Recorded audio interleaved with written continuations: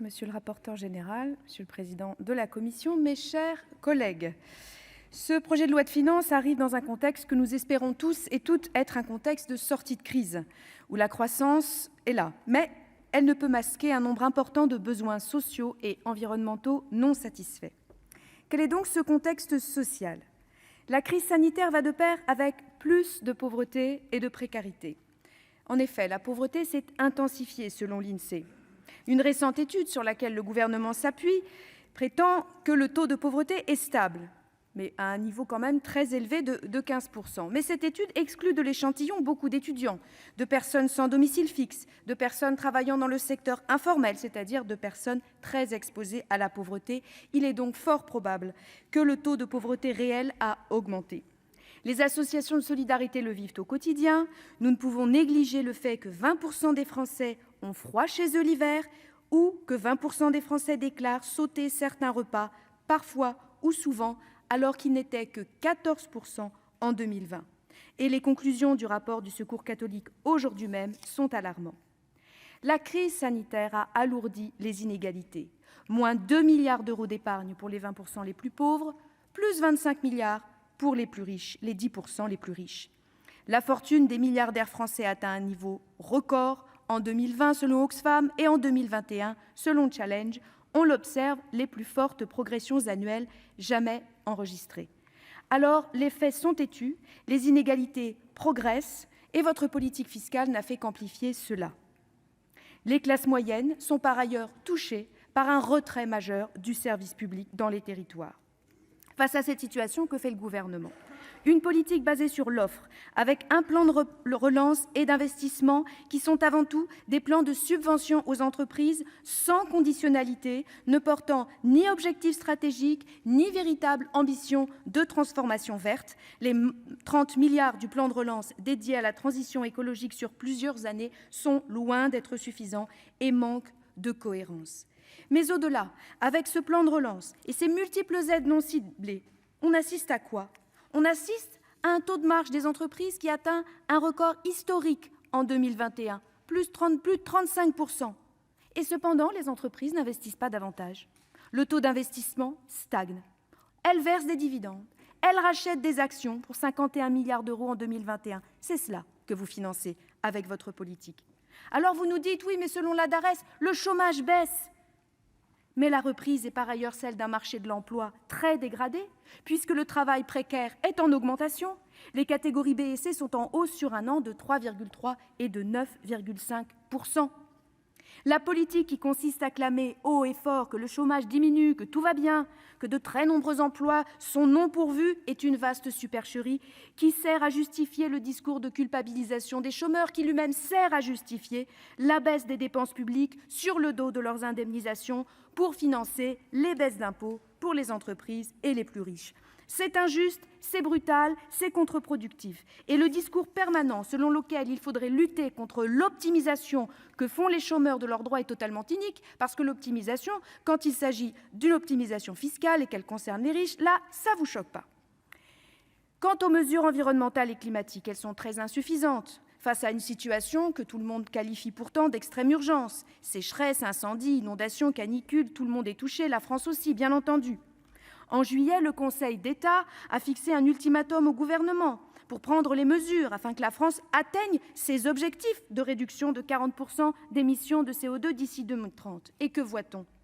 Un budget vert qui s'applique seulement à une petite partie des dépenses et qui est défaillant sur le plan de la méthodologie, puisque même dans sa version améliorée de 2021, toute dépense permettant une toute petite, légère amélioration est considérée comme favorable, même si cette amélioration est par ailleurs insuffisante pour atteindre les engagements internationaux de la France. Par conséquent, ce budget vert est inopérant. La nouvelle version du budget vert classe par ailleurs le nucléaire comme énergie totalement propre, qui ne produit pas de déchets polluants. Je veux bien qu'on ait des débats sur le nucléaire, mais enfin là, c'est quand même un non-sens.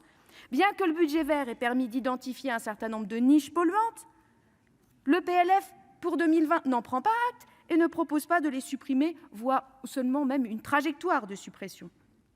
Et pendant ce temps, en raison de la fraude fiscale, la France perd chaque année 17 milliards d'euros en recettes d'impôts sur les sociétés, Ça représente plus de 40% des recettes annuelles de cet impôt. L'évasion fiscale permet aux 1% les plus riches de réduire leurs impôts sur le revenu d'un montant pouvant atteindre 30% des impôts dus. Chaque année, il y a des scandales de fraude, d'optimisation, le dernier, celui des Comex Files. Et je rappelle qu'effectivement, le Sénat a adopté un dispositif au lendemain de la première vague de cette crise, que le gouvernement a très largement diminué la portée de ce dispositif. Et voilà le résultat. Le scandale ressort. Et finalement, vous avez sciemment laissé faire. Et vous choisissez encore de laisser faire en poursuivant la baisse des effectifs dans les services de contrôle fiscal. Ainsi, au terme de ces 5 années de présidence Macron, on voit bien que ce quinquennat est celui des inégalités et qu'Emmanuel Macron est le président des riches. Lors de la suppression de l'ISF, vous aviez promis de revoir votre copie si cette politique était inefficace. Elle l'est, tout le monde le dit, chaque rapport. Il est temps de revenir sur cette décision. Nous proposerons bien entendu un nouvel ISF, mais qui, je dirais, avance par rapport à l'ancien afin de revenir sur les problématiques qu'il y avait dans le précédent. Nous ferons beaucoup de propositions d'ailleurs, comme d'habitude, sans grand espoir pour ce budget, mais les yeux tournés vers l'avenir. Ce budget, on le voit, ne répond pas aux grands enjeux, réduire les inégalités, affronter le dérèglement climatique, mais je voudrais prendre quelques instants pour revenir sur la méthode. On a le sentiment depuis le mois de septembre que le gouvernement a le carnet de chèques bien ouvert. Nous avons connu des années d'austérité budgétaire. Là, depuis la rentrée, c'est tous les jours une annonce nouvelle. C'est la féerie de Noël. Chaque ministère en y va pour son grade. Mais ces largesses d'aujourd'hui, elles sont financées par l'austérité de demain, que vous vous proposez de mettre en œuvre en cas de réélection. Vous l'avez écrit à la Commission européenne en avril dernier, dans le cadre du programme de stabilité. Loin d'utiliser le poids de la France pour faire de la sortie de crise un moment fort de rupture avec la logique d'austérité des traités européens, vous confortez cette logique et vous vous engagez pour le prochain quinquennat à revenir sous le seuil des 3% dès 2027 avec une trajectoire de limitation de l'augmentation des dépenses que personne n'a jamais réussi à mettre en œuvre, même les plus sectaires de l'austérité budgétaire.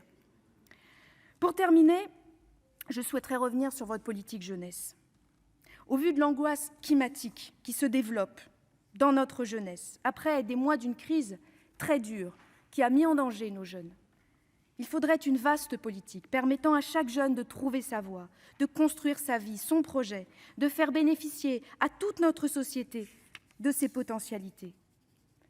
Et vous ne voulez même pas répondre à la question de l'urgence. Le dispositif présenté très tardivement de contrat d'engagement jeunesse vient d'un trait de plume, sans étude d'impact, sans concertation avec les acteurs, supprimer la garantie jeune et la remplacer par un objet non identifié, mis en place uniquement à partir de mars et ne devant toucher que 400 000 jeunes, alors qu'on sait qu'il faudrait aider plus d'1 million d'entre eux qui sont en situation de rupture sociale.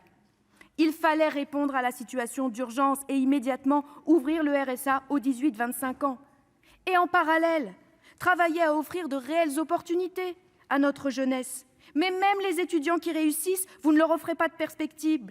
Vous êtes incapables de leur offrir ne serait-ce que de poursuivre leurs études. Et je pense à ces milliers de jeunes qui ont obtenu leur licence avec des bons résultats et qui n'ont pas de master et qui sont obligés de s'exiler en Belgique, dans le meilleur des cas, pour avoir la chance de poursuivre leurs études.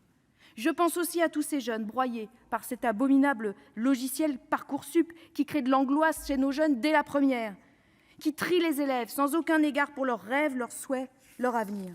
Et je pense à ces jeunes en lycée professionnel qui ont vu leurs horaires d'enseignement général baisser au mépris de la formation des citoyens à laquelle ils ont droit.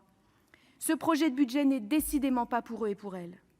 Elles et eux qui pensent à l'avenir, qui n'osent pas espérer, mais qui attendaient quand même de la France qu'elle soit à la hauteur des enjeux à Glasgow. Cette jeunesse qui vaut mieux que des concours d'anecdotes et que vous méprisez par une politique qui insulte l'avenir.